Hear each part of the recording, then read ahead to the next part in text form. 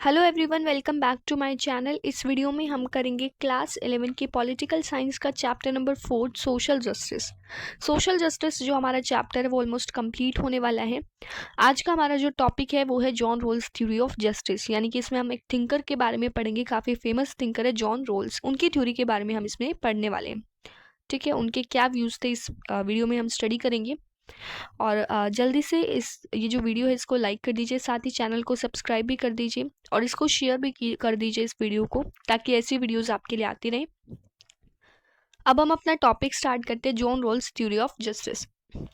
John Rawls कहते हैं कि लोगों को चूज करना है कि वो किस तरीके की सोसाइटी में रहना पसंद करेंगे। तो लोग कैसी सोसाइटी चूज करेंगे जिसमें रूल्स और ऑर्गेनाइजेशन सोसाइटी की जो है वो प्रिविलेज्ड, उनको प्रिविलेज्ड पोजीशन पर रखें, एक अच्छी पोजीशन पर रखें, ऐसा ही चाहेंगे। अगर मैं आपसे क्वेश्चन करूं कि राजा या वजीर, आप इनमें से क्या बनना पसंद करेंगे? ठीक है, तो आप क्या मोस्टली जो स्टूडेंट्स हैं वो क्या पसंद करेंगे? राजा बनना पसंद करेंगे।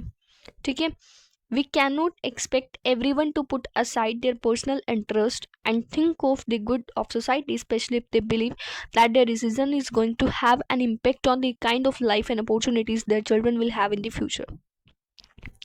अब कोई भी पर्सन जो है, अगर हम उनसे ऐसा क्वेश्चन करेंगे, चूज करने के लिए कहेंगे उनको सोसाइटी को, तो वो कभी भी डिसएडवांटेज्ड ग्रुप में या फिर डिसएडवांटेज्ड फैमिली में बॉर्न होना पसंद नहीं करेंगे, क्योंकि उनको पता है कि उस चीज़ का इम्पैक्ट उनके चिल्ड्रन पर पड़ेगा।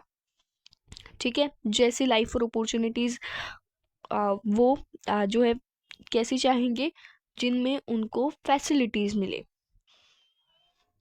We often expect parents to think of the support what is best for their children. अब पेरेंट्स क्या सोचते हैं कि उनके बच्चों के लिए क्या अच्छा है, उसी तरीके से आप क्या सोचेंगे कि आपके लिए किस तरीके की सोसाइटी अच्छी रहेगी। लेकिन ये जो पर्सपेक्टिव है ना, ये जस्टिस को पूरी तरीके से डिफाइन नहीं करते हैं। ठीक है, मतलब इसमें जस्टिस कहीं भी नहीं है। सो हम ऐसे डिसीजन पर कैसे पहुंचे जो बिल्कुल जस्ट भी है और फेयर भी है। तो जॉन रोल ने इस क्वेश्चन का आंसर देने के लिए ट्राई किया। उन्होंने आर्ग्यू किया, उन्होंने बोला कि एक ही तरीका है जिसमें फेयर और जस्ट रूल जो है वो किया जा सकता है, वो ये है कि जब हम अपने आप को इमेजिन करते हैं कि हम एक ऐसी सिचुएशन में जिसमें हमको डिसीजंस करने हैं सोसाइटी के बारे में कि कैसे सोसाइटी को ऑर्गेनाइज किया जाना है, बट हम नहीं जानते कि हमें सोसाइटी में कौन सी पोजीशन मिलेगी, रिच मिलेगी, पुअर मिलेगी, डिसएडवांटेज, एडवांटेज, अपॉर्चुनिटीज़ मिलेंगी कि नहीं मिलेंगी, वी डोंट नो। ठीक है, हम नहीं जानते, तो हमें नहीं पता किस तरीके की फैमिली में हम बोर्न होंगे, upper caste, lower caste, rich, poor, privilege, disadvantage. ठीक है, तो जॉन रोल ने आर्ग्यू किया कि अगर हम नहीं जानते इन सारी चीज़ों के बारे में, तो हम अब ऐसा ऑप्शन चूज करेंगे जो हमारे लिए अच्छा हो।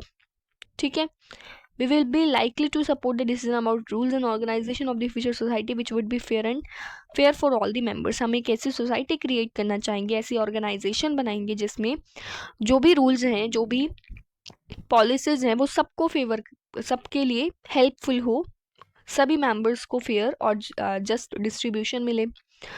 तो अब जो रोल है, जॉन रोल डिस्क्राइब करते हैं इसको अंडर वेल ऑफ इग्नोरेंस, ये नाम दे देते हैं। ठीक है, उन्होंने एक्सपेक्ट किया इस सिचुएशन को, कंप्लीट इग्नोरेंस की सिचुएशन को, about our possible position and status in society, each person would decide in the way they generally do in terms of their own interest। वो अपने इंटरेस्ट के बारे में सोचेंगे। ठीक है, बट इन केस वो नहीं जानते कि उनको वो कैसी सोसाइटी में बॉर्न होंगे, तो वो सबके लिए फेयर डिसीजन चूज करेंगे। कोई नहीं जानता कि क्या होने बेनिफिट होने वाला है, क्या होने वाला है, तो हर कोई क्या सोचेगा, वर्स्ट ऑफ की व्यू से भी सोचेगा। वर्स्ट ऑफ मतलब जो सबसे बुरी जो चीज़ हो सकती है ना, उस व्यू को लेकर वो चलेगा। मतलब मान लो अगर हम बाय चांस अगर डिसएडवांटेज फैमिली में बॉर्न हो जाते हैं, तो ऐसी पॉलिसीज या फिर ऐसी ऑर्गेनाइजेशन सोसाइटी को इस तरीके से ऑर्गेनाइज किया जाएगा कि जो वर्स्ट ऑफ सेक्शन है ना, उनको भी थोड़ी बहुत फैसिलिटीज मिले। तो ये बिल्कुल क्लियर हो जाता है। ठीक है, who can reason and think for himself that those who are born in privilege will enjoy special opportunities. अगर वो प्रिविलेज सेक्शन में बॉर्न हो जाते हैं, ठीक है, तो स्पेशल अपॉर्चुनिटीज़ उनको मिलेंगी। बट तब क्या, जब वो डिसएडवांटेज सेक्शन में बॉर्न हो जाते हैं जहाँ पर कुछ ही अपॉर्चुनिटीज अवेलेबल हैं, ठीक है, it would make sense for each person acting in his or her own interest to try to think of rules and organization that will ensure reasonable opportunities to the weaker sections. तो एक ऐसी society, ऐसी organisation बनाने की लिए try करेंगे जिसमें जो वीकर सेक्शंस हैं उनको भी रीजनेबल अपॉर्चुनिटीज मिले. The attempt will be to see that important resources like education, health, shelter, etc. are available to all the persons even if they are not part of the upper class. तो वो क्या चाहेंगे कि जितने भी important resources हैं जैसे कि एजुकेशन, हेल्थ, शेल्टर, ये सारी चीज़ें अवेलेबल हो लोगों के लिए, सभी लोगों के लिए. अब हमारी आइडेंटिटीज़ को इरेज करना इतना ईजी तो नहीं है, ठीक है. अपने आप को वेल ऑफ इग्नोरेंस में इमेजिन करना भी इतना ईजी नहीं है, but then it is equally difficult for most people to be self sacrificing. अब सेल्फ सेक्रीफाइस, खुद से सेक्रीफाइस करना भी इतना ईजी नहीं है, बहुत डिफ़िकल्ट है. और अपनी फैसिलिटीज़ जो आपको मिल रही है, जो आपको अच्छा फॉर्चून मिल रहा है, उसको शेयर करना भी इतना ईजी नहीं है स्ट्रेंजर्स के साथ. That is why we habitually associate self-sacrificing with heroism. Given these human failings and limitations, it is better for us to think of a framework that does not require extraordinary actions.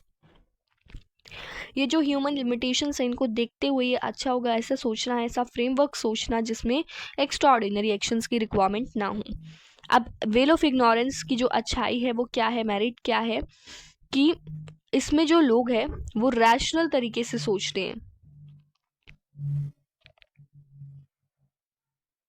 They are expected to think for themselves and choose what they regard to be in their interest. The pertinent thing, however, is that when they choose under the veil of ignorance, they will find that it is in their interest to think from the position of the worst off. अब क्या है कि well of ignorance में कोई भी सोचता है, ठीक है, तो वो अपने इंटरेस्ट से सोचता है कि बाय चांस अगर वर्स्ट ऑफ सेक्शन में बॉर्न हो जाते हैं तो उनको भी फैसिलिटीज़ मिले, इस तरीके से वो सोचते हैं. तो जो वेल ऑफ इग्नोरेंस है वो पहला स्टेप है फेयर लूजर पॉलिसीज़ की तरफ बढ़ने का. तो ये बिल्कुल एविडेंट हो जाता है कि जो रेशनल पर्सन्स है ना, वो they will not see things from the perspective of the worst of. वो वर्स्ट ऑफ जो पर्सपेक्टिव है उससे तो देखेंगे ही, ठीक है, लेकिन साथ ही वो ऐसी पॉलिसीज़ भी लाने की कोशिश करेंगे जिसमें पूरी सोसाइटी को बेनिफिट हो, क्योंकि कोई भी नहीं जानता कि कैसी कौन सी पोजीशन उनको फ्यूचर सोसाइटी में मिलेगी. तो हर एक पर्सन जो है वो ऐसे रूल्स लाने की कोशिश करेगा जिसमें वो प्रोटेक्ट कर सके हर किसी को, चाहे वो वर्स्ट ऑफ फैमिली में ही बॉर्न क्यों ना हुआ हो. But it would make sense if they also try to ensure that the chosen policy does not also make those who are better off weaker, because it is also possible that they could be born into a privileged position in the future society. अब weaker sections के लिए तो better policies बना दी, लेकिन अगर privileged position में उनका जन्म हो जाता है तो ऐसी पॉलिसीज लाने की कोशिश की जाती है जो प्रिविलेज्ड पोजीशन और वीकर सेक्शन दोनों को ही सपोर्ट करे, दोनों के लिए ही अच्छी हो, दोनों के लिए ही हेल्पफुल हो. Therefore, it would be in the interest of all that society as a whole should benefit from the rules and policies that are decided and not just any particular section. तो इसलिए ऐसे rules लाने की कोशिश की जाती है, ऐसे पॉलिसीज लाने की कोशिश की जाती है जिसमें पूरी सोसाइटी को बेनिफिट हो. सच फेयर, ऐसी जो फेयरनेस है, ठीक है, वो रैशनल एक्शन का आउटकम है. जॉन रोल अब यहाँ पर आर्ग्यू करते हैं कि जो रैशनल थिंकिंग है वो मतलब जो रैशनल पीपल होते हैं वो इम्पार्शली सोचते हैं, पार्शियलिटी नहीं करते किसी भी चीज़ में. फेयर और सही जजमेंट होती है कि जो बेनिफिट्स हैं उनको किस तरीके से, बेनिफिट्स और बर्डन्स किस तरीके से डिस्ट्रीब्यूट किए जाए सोसाइटी में. उनका एक एग्जाम्पल था, उन्होंने उसमें कहा कि देयर आर नो गोल्स और norms of morality that are given to us in advance. अब यहाँ पर कोई भी ऐसे गोल्स या फिर कोई भी नॉर्म्स नहीं है जो कि हमको एडवांस में दे दिए जाते हैं. हम बिल्कुल फ्री होते हैं कि हमारे लिए क्या अच्छा है ये सोचने के लिए, ठीक है. तो एक इम्पॉर्टेंट जॉन रॉल की थ्योरी इम्पॉर्टेंट हो जाती है, ठीक है. देखिए, अगर आपको फिर भी ये टॉपिक नहीं समझ आए तो मैं आपको फिर भी एक एग्जाम्पल समझा देती हूँ जिससे आपको बिल्कुल क्लियर हो जाएगा। ठीक है, जैसे कि फॉर एग्जाम्पल हमारे पास केक है। ठीक है, अब आपको ये पता है कि आपको इस केक में से कौन सा पीस मिलेगा, तो आप क्या करोगे? अगर आपको केक पसंद है तो आप अपना पीस ज़्यादा लोगे, या फिर कोई भी जो चीज़ आपको ज़्यादा पसंद है वो चीज़ हमने यहाँ पर ले ली, चाहे वो कोई फास्ट फूड हो, पिज़्ज़ा वगैरह कुछ भी हो सकता है। ठीक है, तो आपने अपना पीस ज़्यादा ले लिया, क्यों? क्योंकि आपको ये चीज़ पसंद है। ठीक है, और आपको ये भी पता है कि आपको कौन सा पीस मिलने वाला है, तो आपने एक पीस ज़्यादा काट लिया और बाकी सारे बराबर बराबर काट लिए। लेकिन अगर आपको पता ही नहीं कि आपको इस केक में से कौन सा पीस मिलेगा, तो आप क्या करोगे कि अगर मुझे ज़्यादा नहीं मिल रहा तो बाकियों को भी ज़्यादा क्यों मिले, तो सबके लिए क्या कर दोगे? इक्वल काट दोगे। ठीक है, बस यही इसका कॉन्सेप्ट था। आई होप आप सबको क्लियर हो गया होगा। फिर भी अगर कोई भी डाउट है तो आप कमेंट करके पूछ सकते हैं।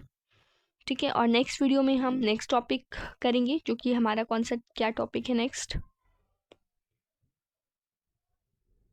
Pursuing social justice. ठीक है, इसको हम नेक्स्ट वीडियो में कवर करेंगे।